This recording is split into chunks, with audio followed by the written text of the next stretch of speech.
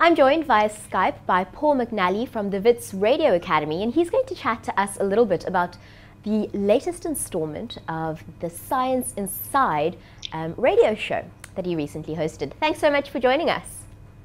Oh, it's a pleasure. Now, chat to us very, very briefly about the concept of this show. Well, the show is about trying to bring science to people who are not always that interested in science. And the way we do that is by taking major news events each week and then looking at the science angles around it. So bringing in scientists to dissect different parts around a news story. So we did Ebola, we did when the plane went missing, and this week we did the ice bucket challenge.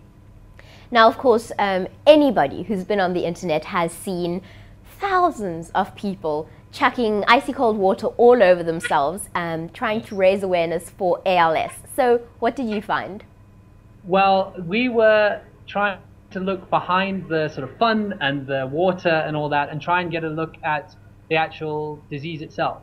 So we wanted to sort of educate people in how it works and also hopefully have fun with it, even though it's quite like a macabre disease. So we went to talk to someone in a township in North Pretoria and found out what it's really like for someone who has motor neuron disease in South Africa, and hopefully sort of bring out those ideas to people who might only know it as pouring buckets of water over your head, basically. Right, one of the really compelling snippets of the whole show, and it was all compelling, but the one thing that stuck out for me was commentary that this particular man's family doesn't actually have running water. So it was quite ironic that people are chucking perfectly clean, safe drinking water all over themselves to raise awareness for ALS.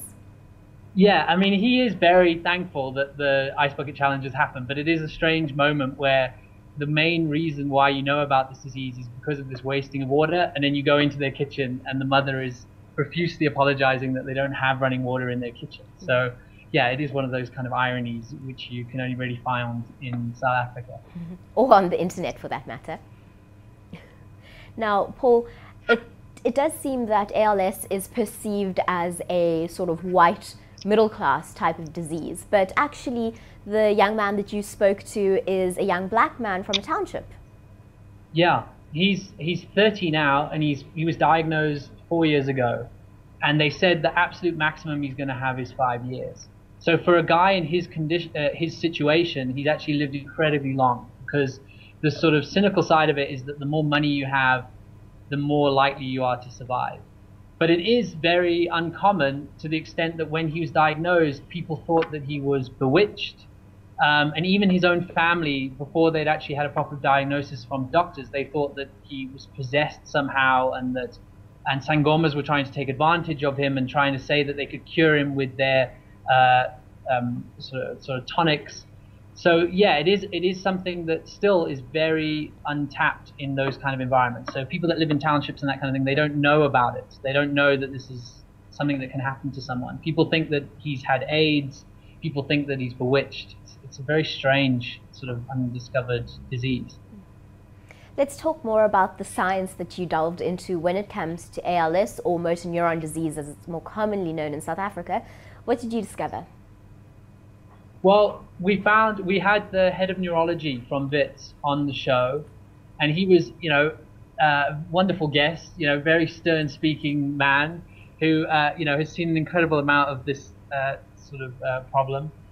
He went into why it happens and how the neurons in the brain and the spinal cord actually start to break down. So that's what gives people that sort of shriveled look. Isn't actually that the muscles themselves are broken. It's that the signals from the brain and the spinal cord are actually disintegrating, and then from there the muscles break down. So it's all voluntary movements. So it's your heart strangely keeps beating through the entire thing, and more interestingly, you don't have any pain. So you don't experience any pain during this. You just watch your body disintegrate in this sort of tragic, very quick way. Did anybody or any of the medical professionals that you spoke to give an indication of how close they are to finding some type of a cure? Yes, they are not close, I'm afraid to say. There's a lot of theories that are going around, and the Professor Modi, who we spoke to, he said the most prominent one is this idea that the motor neurons in the brain they're not flushing out their waste products, to put it as crudely as possible. So the idea that you breathe out carbon dioxide, like your lungs, the cells in your brain also have to cleanse themselves of their waste products. And the thing is that the theory is that you are not doing that. So that's what causes your motor neurons to start to disintegrate, and that's what leads to your muscles to disintegrate, and that's what leads to death.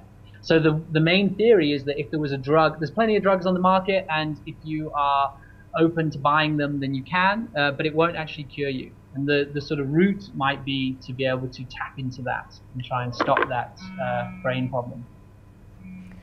Well, if you want to find out more and you want to listen to that episode of this particular show that we're talking about, have a look below. Paul McNally, thank you so much for chatting with us today.